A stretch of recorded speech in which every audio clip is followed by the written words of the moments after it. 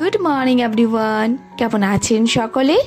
আশা করছি সকলে খুবই ভালো আছেন, সুস্থ আছেন। আমরাও কিন্তু বেশ ভালোই আছি।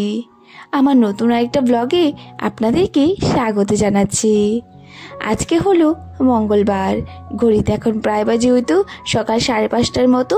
এখন থেকে সকলকে সঙ্গে নিয়ে আজকে ব্লগটা শুরু করলাম। ঘুম থেকে উঠে পড়েছি একটু তাড়াতাড়ি করে, কয়েকদিন থেকে বেশ অনেকটা বেলা হয়ে যাচ্ছে জানেন। আজকে আবার একটু তাড়াতাড়ি করে উঠে পড়েছি।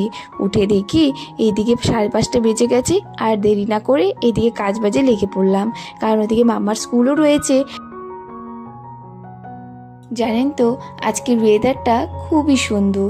এই ওয়েদার এমন থাকলে আমার যায় না কেন এতটা ভালো লাগে, কারণ হয়তো বৃষ্টির আশা থাকে যে হ্যাঁ বৃষ্টি আসবে, কিন্তু এই তো আজকে আকাশটা সকাল থেকে এমনটাই হয়ে রয়েছে, কিন্তু একদমই জানেন বৃষ্টি আসেনি।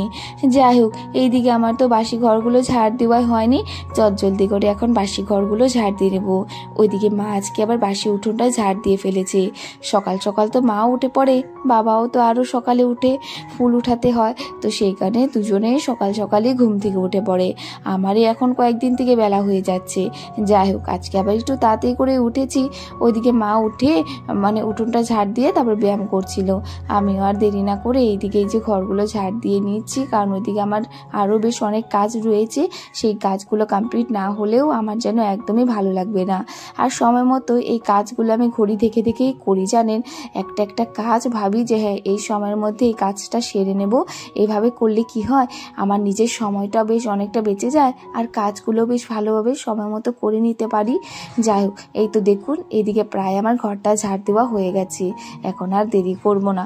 সকালবেলা জানেন কোনোদিন আমি উঠে কি করি, বসে থাকি, ও তো একটু মোবাইল ঘাঁটতে থাকি, যেটা খুবই একটা বাজে অভ্যেস। জানেন তো এখন যেন মনে হয় আমার কাজ বাজ একটু হলেও ফাস্ট হয়ে গেছি। আগে না বুঝতে পারতাম না যে কোনটা ছেড়ে কোন কাজটা আগে করব।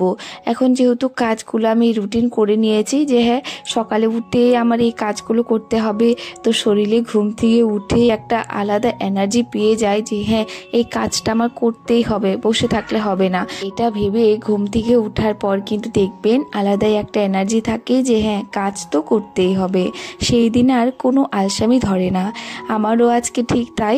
আমি ভেবে রেখেছিলাম আজকে আর কোনো আলসামি না, ঘুম থেকে উঠবো তাড়াতাড়ি, আর উঠে কাজ বাজাগুলো আগে করব।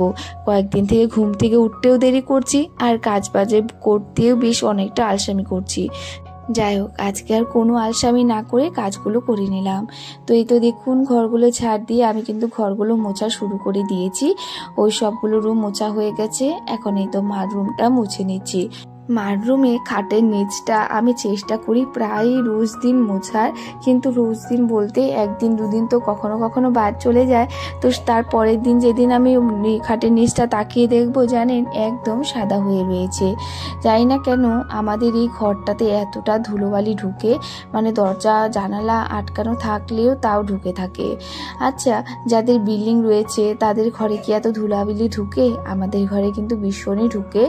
আর গরমের দিনের কথা তো বলেই লাভ নেই, যেই দিন বৃষ্টি থাকে না সেই দিন তো আর বলবো না, কারণ সেই দিন তো একদম যেন লেয়ারের মতো পড়ে থাকে ওপর দিয়ে।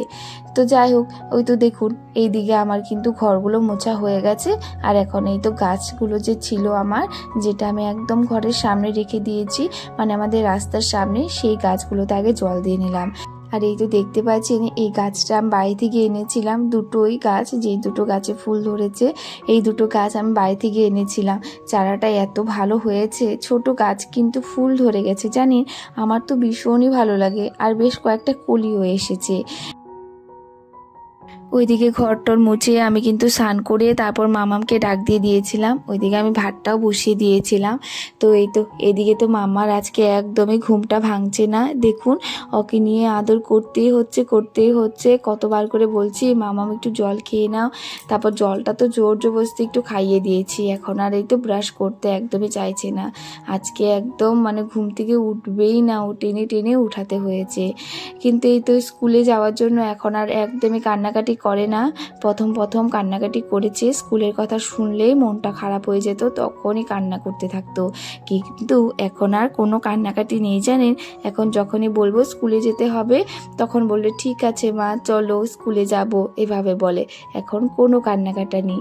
যাই হোক, এই তো এদিকে ব্রাশটা করিয়ে আমি এই তো এদিকে ঘরে নিয়ে আসলাম। দেখুন এর বাবা তো আরও একটা কুম্ভকর্ণ।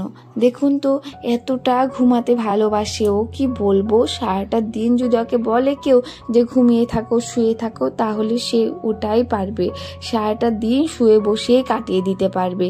তো এই তো এইদিকে আমিও রান্নাঘরের দিকে চলে আসলাম। মামামকে ওইদিকে একটু পরে ভাত খাওয়াবো, তো ভাবলাম তার আগে ওর জন্য টিফিনটা আগে রেডি করে নিই। কারণ আজকে মামাম বলছিল যে ও রুটি আর আলু ভাজি নেবে, কালকেই বলে রেখেছিল মা আমাকে কিন্তু টিফিনে রুটি আর আলু ভাজি দেবে। তো ওটা খেতে ভীষণই ভালোবাসে। তো এই তো একটা রুটি আর ওই তো অল্প একটু আলু ভাজি দিয়ে দিয়েছিলাম, আর খালি রুটি বানিয়ে দিয়েছি, পরে একটু ঘি উপর দিয়ে দেবো, আর যাতে রুটিটা শক্ত না হয়। তো এই তো এইদিকে রুটি একটা বানিয়ে নিয়ে তারপর আলু ভাজিটাও বসিয়ে দিলাম।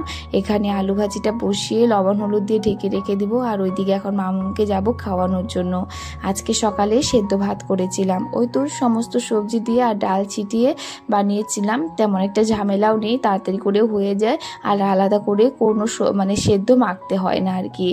তো ওই তো ওইদিকে মামাকেও খাইয়ে দিয়েছি, খাইয়ে দাইয়ে ওকে বসিয়েছিলাম কলপারে পটি করার জন্য। আর এই তো এইদিকে আমি ওর টিফিনটা রেডি করে নিলাম।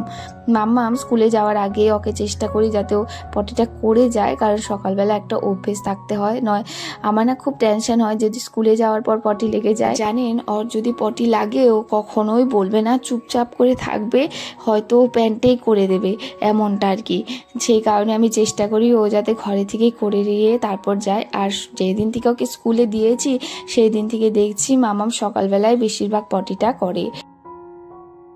তো এই তো এইদিকে মামামও রেডি হয়ে গেছিলো, আমি আর দেরি না করে রেডি হওয়ার জন্য এখানে স্টার্ট হয়ে গেছি। বর্মশাও রেডি হয়ে গেছিলো, আজকে দুজনেই রেডি হয়ে গেছিলো, আমারই লেট হয়েছে জানেন। তো এইদিকে তাড়াতাড়ি করে রেডি হয়ে মামামকে নিয়ে চলে এসেছিলাম স্কুলে।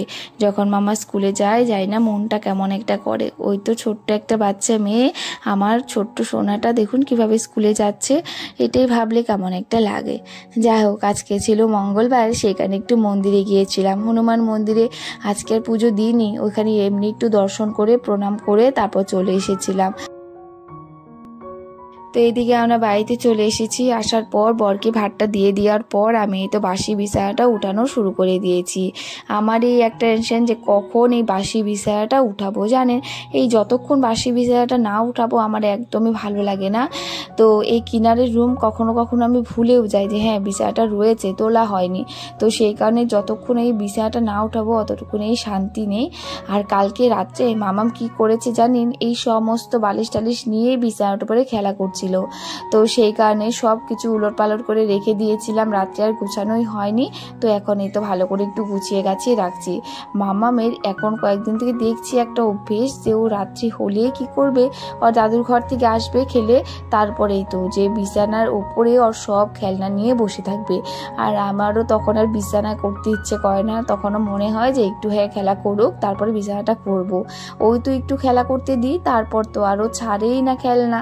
জানেন এখন এমনটা হয়ে গেছে, মানে কয়েকদিন থেকে এই অভ্যেসটা রয়েছে।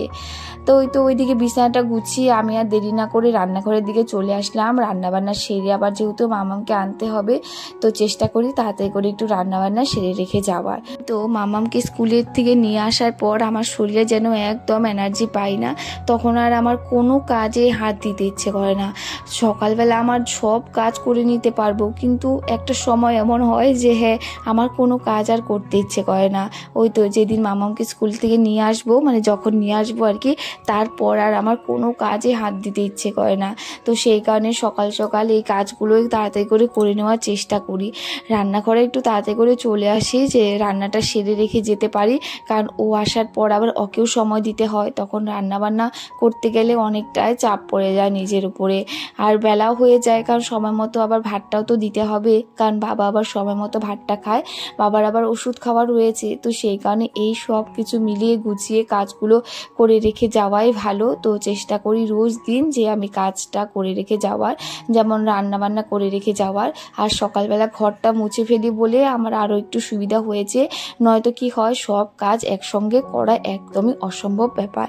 আর মাও করতে চায়, কিন্তু মাকে বলি তোমার করতে হবে না, আমি যতটুকু পারি করে নেব। আর মা আমাকে অনেকটা বেশ হেল্পও করে দেয়, সবজি টবজি কেটে দেয়, আমার অনেকটা এগিয়ে যায় কাজ বাজে। তো এই তো এদিকে প্রায় রান্না আমার হয়ে এসেছে। প্রেসার কুকারে আজকে রান্না করব ভাত। আজকে আর জানি না কেন ইচ্ছে হচ্ছে না। ও হ্যাঁ, আজকে আবার মার একাদশী রয়েছে, আর আজকে আমারও মনে হলো না যে হাঁড়িতে রান্না করব, তো সেই কারণে আজকে প্রেসার কুকারে দিয়ে দিলাম। যাই হোক, এই তো এইদিকে মাছের ঝোল বসিয়ে দিয়েছি। আজকে ডালও করেছি, আর ডাল একটা ঘন্ট, তারপর ভাজা করেছি, আর এই তো মাছের ঝোল। তো এই তো মাছের ঝোলটা প্রায় হয়ে এসেছে। আর মাছের ঝোলটা আজকে ঝিঙে আলু ডাঁটা এসব দিয়ে করেছি। তো এদিকে রান্নাগুলো করে রেখে রান্নাঘরটা একটু পরিষ্কার করে আবার চলে গেছিলাম মামামকে আনতে, কারণ সময় হয়ে গেছিলো, তার মধ্যে আর ভিডিও শ্যুট করাই হয়নি। তো এই তো দেখুন মামামও কিন্তু বাড়িতে চলে এসেছে। চলুন আজকে ব্লগটাও কিন্তু আমি এখানে এন্ড করছি। আপনাদের আজকের এই ব্লগটা কেমন লেগেছে অবশ্যই কমেন্ট করে বলবেন। যদি ভালো লেগে থাকে আমার একটু পাশে থাকবেন। রাধে রাধে, বাই।